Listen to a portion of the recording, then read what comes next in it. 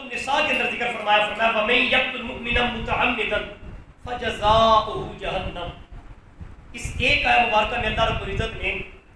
اس ظلم اور اس جرم کی 4 سزاؤں کو ذکر فرمایا۔ وَمَن يَقْتُلْ مُؤْمِنًا مُتَعَمِّدًا، فرمایا جس نے جان بوجھ کر کسی بندہ مومن کو قتل کر دیا، فَجَزَاؤُهُ جَهَنَّمُ، اس کی جزا جہنم ہے، خالداً فیہا،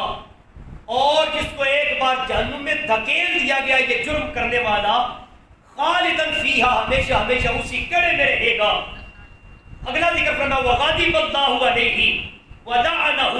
وَأَعَدَّ لَهُ عَذَابًا عَظِيمًا، اور فرمایا مالک کائنات ایسے شخص کے اوپر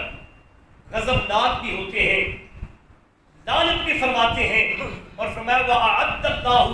لَهُ عَذَابًا عَظِيمًا، اور ایسے بد نصیب کے لیے اللہ رب العزت نے بہت بڑے عذاب کو تیار فرما رکھا ہے۔ گویا خالق کائنات نے 4 یہاں پر سزائیں جو ذکر فرمائی، فرمایا جہنم کا ایندھن بھی وہ بد نصیب بنے گا جس نے کسی کو جان بوجھ کر قتل کیا، غضب الہی کو دعوت دے گا جس نے کسی کو جان بوجھ کر قتل کیا، اللہ کی لعنتیں بے حساب اس پر نازل ہوگی جس نے کسی کو جان بوجھ کر قتل کیا، اور فرمایا مالک کائنات نے ایسوں کے لیے بہت بڑے عذاب کو تیار فرما رکھا۔